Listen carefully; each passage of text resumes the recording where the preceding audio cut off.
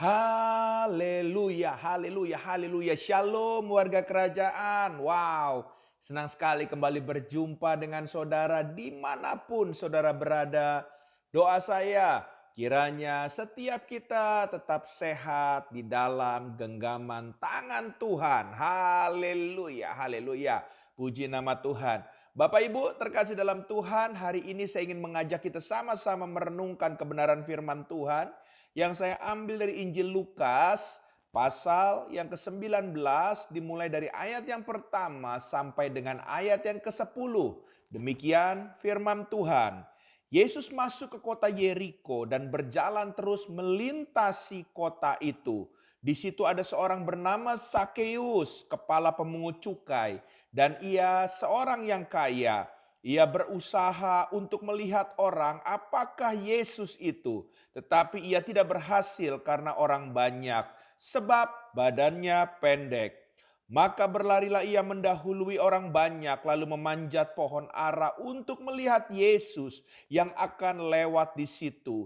Ketika Yesus sampai ke tempat itu, ia melihat ke atas dan berkata, "Sakeus, segeralah turun, sebab hari ini aku harus menumpang di rumahmu." Lalu Sakeus segera turun dan menerima Yesus dengan sukacita. Tetapi semua orang yang melihat hal itu bersungut-sungut katanya, ia menumpang di rumah orang berdosa. Tetapi Sakeus berdiri dan berkata kepada Tuhan, "Tuhan, setengah dari milikku akan kuberikan kepada orang miskin, dan sekiranya ada sesuatu yang kuperas dari seseorang akan kukembalikan 4 kali lipat." Kata Yesus kepadanya, "Hari ini telah terjadi keselamatan kepada rumah ini, karena orang ini pun anak Abraham, sebab anak manusia datang untuk mencari dan menyelamatkan yang hilang." Haleluya, haleluya. Saudara terkasih dalam Tuhan, kalau kita baca dan merenungkan tentang kisah Sakeus ini, tentunya kisah ini adalah sesuatu kisah yang sangat menarik. Dan kita tahu sama-sama bahwa Alkitab memberikan juga, ya, bukan hanya sekedar nama, tapi memberikan juga untuk mengajar kita sama-sama bahwa Sakeus punya pekerjaan, yaitu pemungut cukai pada zamannya. Bahkan secara fisik juga, ya, firman Tuhan menceritakan keberadaan fisiknya yang ternyata saudara, fisiknya itu tidak seperti orang-orang yang ada di zamannya secara ketinggian, ya. Dia memiliki badan yang tidak sama ketinggiannya dengan orang-orang yang ada pada zamannya, mungkin seusianya. Haleluya, haleluya. Tapi yang menarik di sini, Bapak Ibu terkasih dalam Tuhan, Alkitab dengan jelas menceritakan waktu Sakeus mengalami perjumpaan dengan Tuhan.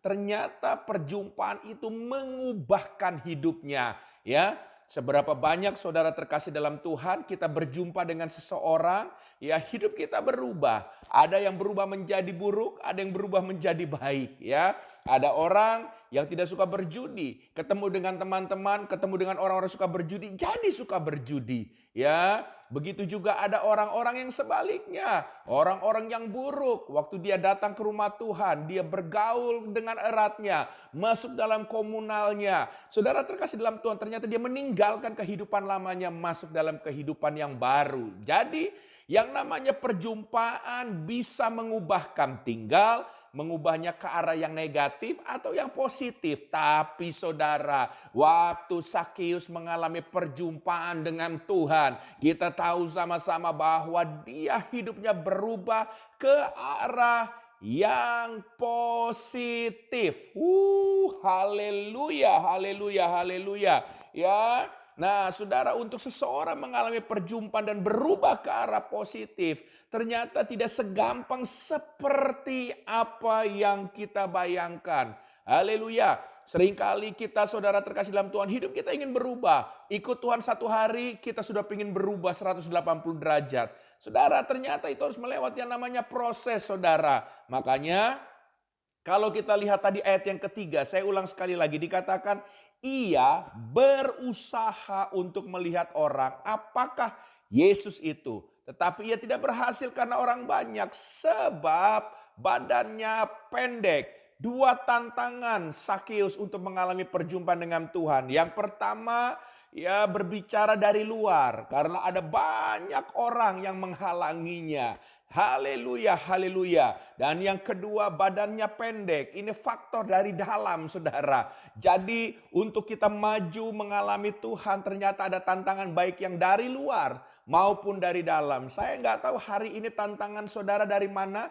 Apakah juga dua-duanya, atau yang dari luar saja, atau dari dalam mungkin tantangan hidup saudara. Tapi kita lihat baik-baik. Ya, orang yang mencari Tuhan, untuk mengenal Tuhan, untuk berjumpa dengan Tuhan, pasti dia akan mendapatkannya. Makanya sekalipun saudara ada tantangan-tantangan dalam kehidupannya, kalau saudara lihat baik-baik, akhirnya dia mengalami perjumpaan dengan Tuhan. Jawabannya ada di ayat yang keempat. Di situ dikatakan, maka berlarilah ia mendahului orang banyak, lalu memanjat pohon ara untuk melihat Yesus yang akan lewat di situ. Ada dua hal, saudara terkasih dalam Tuhan. Yang pertama, saudara terkasih dalam Tuhan, dikatakan mendahului orang banyak. Jadi saudara terkasih dalam Tuhan, untuk menghadapi tantangan, hal yang pertama, berbicara mendahului orang banyak, berbicara juga mendahului segala masalah. Artinya apa? Dia tetap fokusnya kepada Yesus, bukan kepada masalahnya. Hari ini seberapa banyak saudara ingin mengalami perjumpaan yang mengubahkan. Jangan hanya melihat masalah, tapi lihatlah ada Yesus yang sanggup mengubahkan hidup saudara. Ya, larilah kepada Yesus. Jangan lari kepada masalah yang ada, saudara terkasih dalam Tuhan. Jangan pernah mundur kalau saudara mengalami masalah atau pergumulan. Tapi sebaliknya, berlarilah semakin kencang untuk mengejar Tuhan. Untuk saudara mengalami Tuhan. Haleluya. Dan hal yang kedua, dikatakan di ayat yang sama juga, firman Tuhan berkata bahwa kemudian Sakeus telah berlari, dia ketemu pohon ara, dia memanjat pohon ara. Ya, kata memanjat di sini berbicara, saudara terkasih dalam Tuhan, tentang sebuah ketinggian. Dia naik di ketinggian, ya, dia dari ketinggian yang ada pada saat itu, saudara terkasih dalam Tuhan, yang standarnya rata-rata di bawah, tapi dia naik ke atas pohon. Untuk apa? Untuk bisa melihat Yesus. Haleluya, haleluya. Jadi hal yang kedua, saudara terkasih dalam Tuhan, kalau saudara ingin menghadapi tantangan untuk mengalami perjumpaan dengan Tuhan, saudara harus pakai kacamata Tuhan.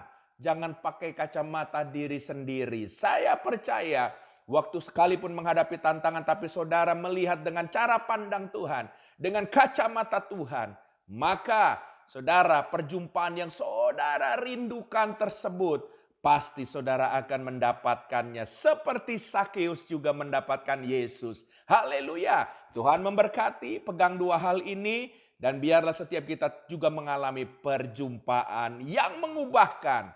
Tuhan memberkati. Izinkan saya berdoa. Tuhan, hamba berdoa dalam nama Yesus.